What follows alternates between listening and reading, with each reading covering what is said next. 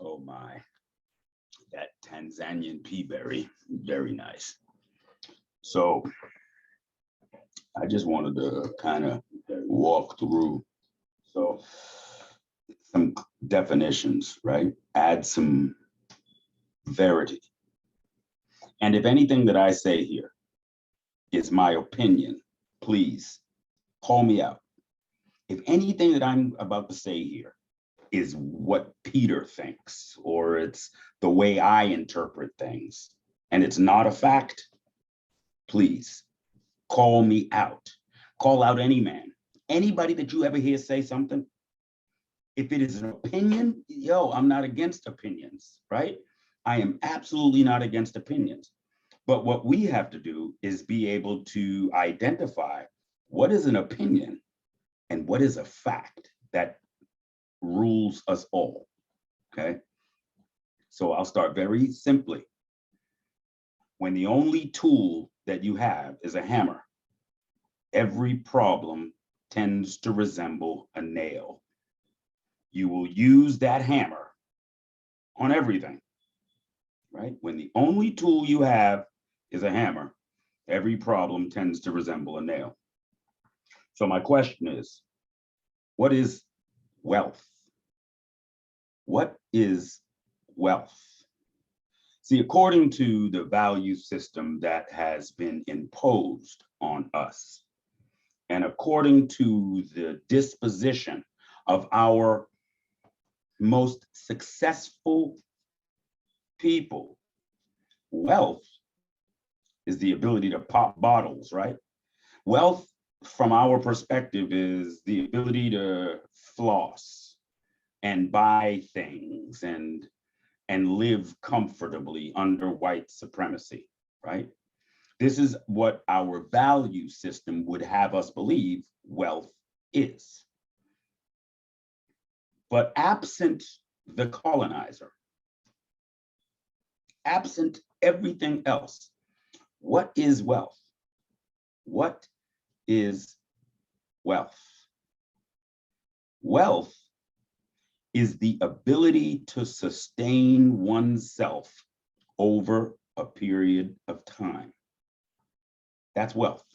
Wealth is the ability to be alive and sustain one's self over a period of time. That is wealth. What has happened is we have been taught that wealth is dollars. Well, why is that a problem? Because one man prints the dollars, one man sets the interest rate, one man collects the taxes on that, and every single dollar will find its way back to that one man. So what we call wealth today, what we assume is wealth today, is simply a trick that keeps one man very strong and keeps the other men leaping to get to this intangible area, right? That's wealth. I am cognizant of the conversations that I see just flying around, right? And I was in one conversation where a man said, I would love to, I don't want to put people out there like that, but I would love to share kind of the conversation that happened on Twitter, where the man jumped in and said, reparations is the end game, right? This is what he said. Reparations is the end game, right? Solves everything. Okay, here's my question. Again, if we define wealth as the ability to sustain one's life and self over a period of time, forget money, forget gold, forget everything that they say is value, forget all of that. If the primary value is life and wealth is measured in the ability to sustain one's self over time, right? If that is what wealth is, let's think about the reparations and what this man said to me, which was that reparations is the end game. Okay, Here's my question. If white America gave Black America 100%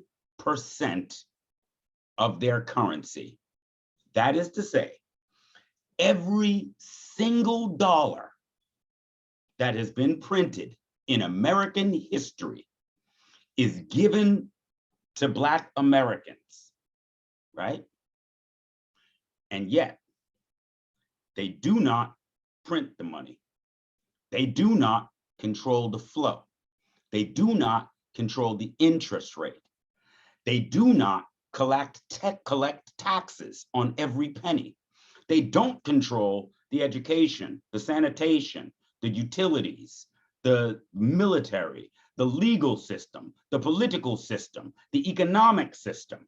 They control none of those things, but they have all of the currency. My question is, who's winning? In that equation, who is winning? See, you can have every dollar on the planet Earth, right? Every dollar on the planet Earth. And another man beside you has no dollars, but he has water. Who needs who? Who needs who? On a very primal and basic level, if you've got all the gold in the world, if you've got all the diamonds in the world, if you've got all of what men call valuable in the world, and another man has water, who needs who? So what is a value? What is actually of value? While you hear ADOS and you hear FBA, right? And you hear these cutesy names all talking about cut the check, cut the check. Reparations is the end game. Is it really? Is it really? Reparations will simply serve as the largest stimulus package America has ever experienced. Period. You still have to buy your water from them. You don't buy it, you just go to the faucet, right? It's like magic that the water just flows through, right? Somebody is managing that. And the person that's managing that is the same person that's tried to murder 100% of your family over the last 400 years, intent on killing them, right? The person that controls your water has, without exception, attempted to exterminate 100% of your family over the last 400 years. They control your water. The person that controls your water began 2 opium wars in China, strung those people out and stole their resources. The person that controls your water used water to commit a genocide on the native people on this land. The same people that control your water sold smallpox into blankets and gave them to cold human beings in the wintertime. The same people that control your water, your food, your every essential need that allows you to exist for 72 hours as a human being. Everything that you need to exist for 72 hours is controlled by a people who have demonstrated with great consistency over the last 400 years that they do not recognize your humanity. And so we sit, we wait. We are hoping for some moral epiphany to happen. And suddenly white people will turn around and say, oh my God, we've been wrong. We've treated you so badly. We're gonna make up for this. We're gonna make everything right. We're gonna do it for you, right? We're waiting for this magical day. But guess what? And you know, here's what the problem is. If your survival is tied to the success or failure of another man, and that man doesn't recognize your humanity, by definition, you're chattel. By definition, you are chattel. What is chattel? What is chattel slavery? Again, just definitions. If any of this is my opinion, right? If any of this is my perspective, please, anyone point that out. What is chattel? What is chattel slavery? So let's look at the two words individually, and then let's look at them in tandem. Okay, chattel is ported from the word cattle, right? Cattle is a life form that is dependent upon another for its food, clothing, shelter, water, all of it, healthcare, right? All of its essential needs are provided for by the rancher, right? Because the rancher is going to bring them to market. So he cares for his cattle. He cares for his chattel. Okay? So chattel slavery is a being who has 100% of their essential needs accommodated for by the cattlemen, that the cattlemen can benefit from their existence. It's no different than a cow being brought to the meat market, to the slaughterhouse, you know, when we distill all the bullshit, right? All of the halftime shows and the dancing and the minstrels and all that bullshit, right? When we distill, when we cut away the layers of all that bullshit, what we are here, right, is chattel, and we are comfortable in this place, right? We're comfortable. We don't have to worry about, you know, again, this dude said reparations are the end game. So what that means is, like a child, he will never think about water. Somebody else got that. It's like magic. He will never think about water. Your Dr. Boyce Watkins spends day after day after week after week after month describing how to gain wealth. But again, we just defined what wealth means, right? When he says wealth, he's speaking about collecting the resource that white supremacy told him was value, right? He's considering money as the only means of defining wealth. And as long as Dr. Boyce Watkins, I'm going to say it, y'all not going to like it. Y'all, nobody's going to like it. As long as Dr. Claude Anderson assumes that wealth equals white people's money, then they will lead you astray. Wealth does not equal money. What was wealth before currency? Wealth equals the ability to sustain oneself over a period of time, not money. Money was printed by one man so that he could drink your energy, and he could drink the energy of your babies for generation after generation after generation. And so now look at those who we call wealthy. Look at those who we call wealthy. Are they free? Are they, what? Look at them. Who controls their water? Still. Billions of dollars. Dr. Dre got $1 billion. Who controls his water? Does he? No. Does he control his food? What about the supply chains?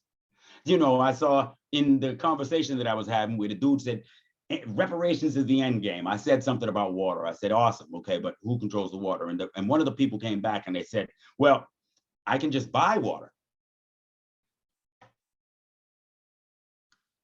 I can just buy water. This is the thinking of chattel. This is the thinking of chattel. Elijah Muhammad said one day the white man is going to get so weak that he can't carry himself. Then what?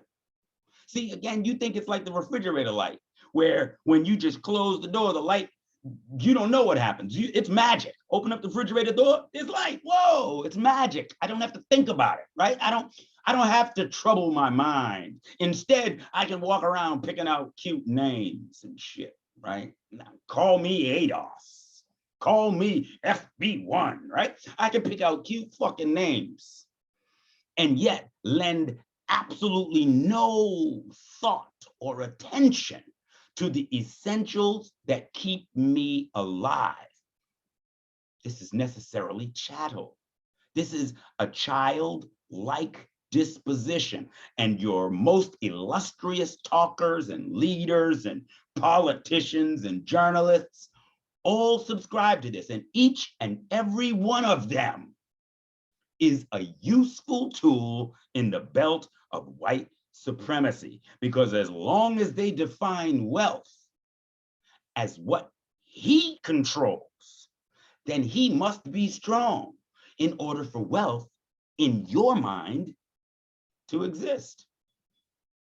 Again, anyone, if this is my perspective, if this is my opinion, please say that. If this is not a fact, please say that. In order for what we have defined as wealth to come true, white supremacy must be in power. Quite simply, if he printed that money that you thirst, if he controls the flow of that money that you thirst, if he collects taxes on that money that you thirst, if he mandates that you must have insurance on that money that you thirst, if every single time you spend it, you exchange it, or you earn it, he takes a fraction of it, and no matter what you do for 1 billion years, every single dime that you ever touch will find its way back to who printed it. Is this too cerebral? Is this too deep for us to be able to actually call out? We can't do that. Are we, and again, I guess my question becomes, are we children? Are we children? Is it only possible for us to think along the level of a child in a sandbox? We can't think past what is right at the surface and right in front of us? Is that what we are, children? Is it better for me to act like the children and just follow along and say the things that everybody can agree with, right? What everybody is saying. If it don't make dollars, then it don't make sense. Yeah, white folk love you for that fucking retarded thinking. Love you, right? Boyce Watkins, white supremacy is not against you. This is why you are being promoted. This is why your platform is so big, because they love you. You keep them strong, and they will be strong over your babies and their babies and their babies. Any leadership that teaches you to depend upon another race is a leadership that will enslave you. So each and every one, I don't care how much you love them. I really don't. I don't care how famous they are, how everybody can say, yeah, this is the way, this is the blueprint. Yeah, it's the blueprint.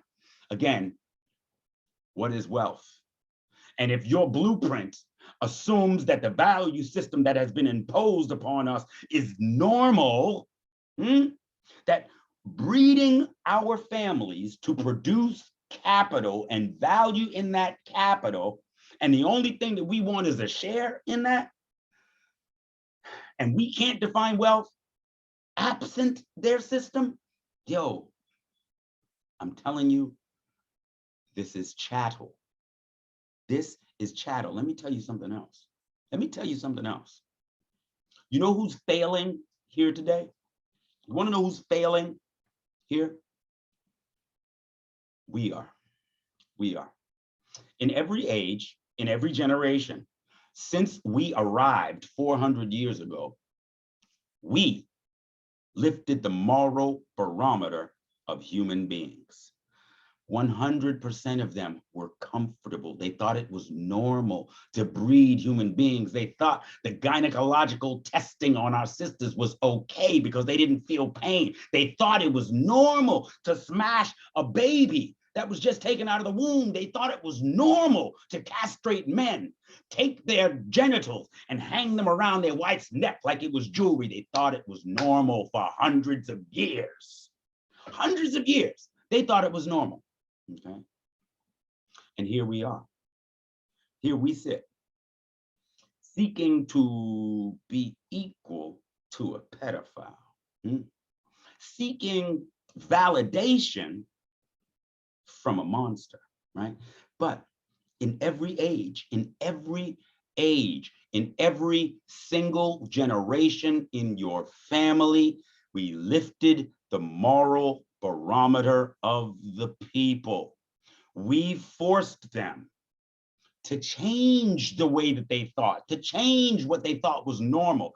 From Martin Luther King, again, lifting the moral barometer, to the Black Panthers and Huey P. Newton, lifting the moral barometer, to Frederick Douglass, right?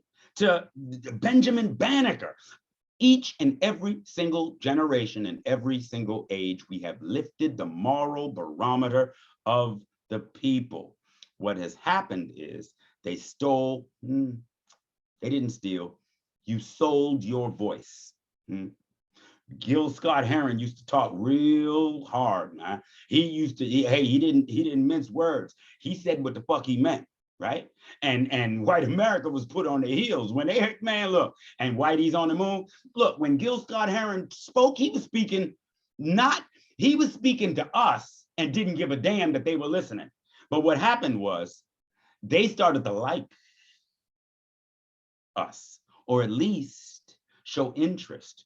And so what that did was we stopped talking to each other, right? And not giving a damn whether or not they heard. And we started talking to them. And through that, they own our voice. They own our voice. So today, instead of us lifting the moral barometer, instead of a self-advocate, instead of being self-advocates, all we want is what they have in their hand. Why does that make us failures? Why are we failing? Because there is absolutely no other people that have come to America. See, they all came to America voluntarily. Every single people that you see here in America came here voluntarily. We didn't, right? We are the first, and we didn't come voluntarily. And what they did to us was they used chains, whips, horror, torture to make us completely dependent upon them for our food, clothing, shelter, water, healthcare, security, sanitation, education, utilities. 100% of our essential needs, they broke us and made us dependent upon them. So that means we had a vested interest in keeping them alive and keeping them strong, because if they fell, then we died. And that is what they did to us, and that is how you make a slave. And we are failing because we're the only ones that can tell that story. We're the only ones that can tell that truth. The Italians don't know that. When the Italians got here, all they knew was that this system was giving them land, was giving them opportunity. That's all they knew. The Irish, all they knew was that opportunity was in this new land. The Portuguese, the Hungarians, the Germans, the Dutch, all of them came to this new land seeking to take advantage of the opportunity that it presented, so they did not have the fullness of what this was. So the only people here who can tell the truth relative to what this is are so bought into it, are so lost by it, that they don't tell anyone else. They don't self-advocate. And as a result of that, every other people is a chattel slave. And we watch it.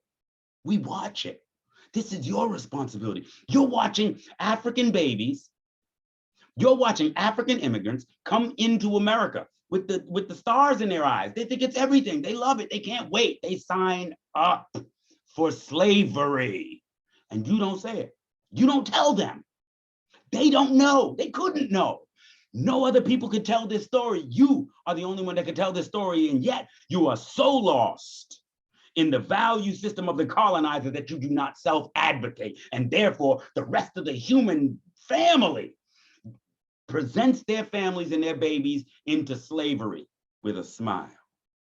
They took it from us using whips, chains, and horror, and they mechanized the system.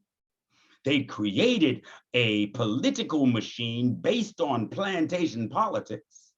They created an entire template, and in it, every single system was predicated upon what they did on the plantation. They mechanized it and they made it attractive. So the Italian came in, and the Italian changed their names, changed their language, changed their hair color. They did anything they could in order to be able to gain favor in America. And so will the Italian tell you about the horrors of America? No, no, they don't have that history. All they know is America was their savior. So if you speak to an Italian and you tell them about your complaints about America, they'll say you're crazy, because that's not their experience. If you speak to a Portuguese and you tell them about how evil America is, they'll tell you you're crazy, because this is not their experience.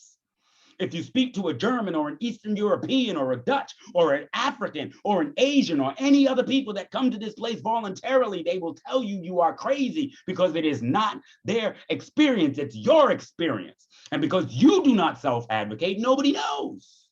They think this is all great, and it'll be a generation. It's not even now. The Africans come, and in less than 20 years, they recognize, oh shit, this is slavery. The brothers and sisters come from the Caribbean, yo, it don't take 20 years. They get here, and 1 month after they're here, 1 month after they arrive in America, they can't leave. Now you got a car note. Now you got an apartment and a lease. Now you've got all of these things, and you are hooked.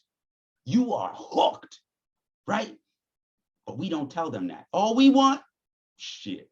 All we want is to go viral on TikTok. I want somebody to see my ass and make me famous and rich. All I want is a platform. All I want is what is in masses' hand, and nothing else matters. Sing, dance. Yo, we celebrate.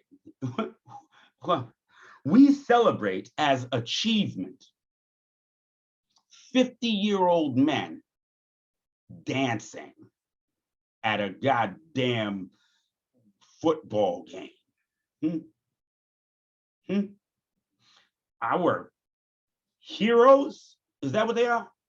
Dancing and singing and entertaining in a Coliseum, and we find that appropriate, entertaining, and we aspire to do the same. I want to be a dancing minstrel for white people. That's the sum total. Yeah, the condition is directly connected to our disposition and our inability to think this shit through. Again, if anything that I have said here is simply my opinion, call me out. Tell me, Pete, you're crazy. That's your opinion. That's your perspective. If that's true, say it. I will cop to it. I am not a proud man. I will say, you're right. That's my opinion. But if anything that I've said here is not my opinion, what are you prepared to do? Sing, dance, shuffle butt? What are you going to do? You're going to do a photo shoot? Hope somebody sees you and hope you gain their money. What is wealth? And so your children and their children and their children and their children will sit on this wheel, entertaining white folk, making white folk stronger, keeping their system stronger, year after year after generation, until one in your line can actually define wealth absent white people and their system. Period. I mean, period. Until you can do that, you're spinning your wheels. And I'm not disrespecting you. I am not disrespecting you. I'm telling you, as long as their system stays strong, yeah, you're doing something like winning, right? You're comfortable for right now, but you're keeping them strong. That's what you're doing. right? That's what my energy is doing. That's what they did for 400 years with our family's energy. That is how chattel works. They are feeding you and you are feeding them. You're the cow in the pen. They're making you fat and you're thinking, this is grand. Hey, I ain't got to do nothing. My water is there. My food is there. Shit. If I get sick, the doctor is there. Everything that I need is right here. I love it. I'm not moving. This is the life. But you never realize every time you have a baby, they take that baby to the slaughterhouse. How is this different from the plantation? How is this different? How we are living? How is it different than the plantation? Huh? Because you're going to produce a baby, they're going to take your baby, they're going to vaccinate your fucking baby, and they're going to use your baby any way they see fit. How is this different than the plantation? It's not. But we've gotten confused. We've allowed them to control our value system. So we're happy. Shit. Hey, guess what? I can show my ass and I can fuck anybody I want. Guess what? That's what you could do when you was a fucking slave too. That's freedom, huh? Because you can show your ass, right? Because you can do a photo shoot. That's freedom, huh? They loved that. They loved it 400 years ago. You ain't did shit. All you're doing is following exactly what they put in place for you, and you can't see it. All we're doing is the exact same shit that we did 400 years ago and they allowed us to do. Now they give us a couple of coins and we feel like we're winning. No, they are winning. We are losing comfortably and slowly, like the cow in the pen. Chattel. Peace. Take it for what it's worth. Use what you can, discard the rest.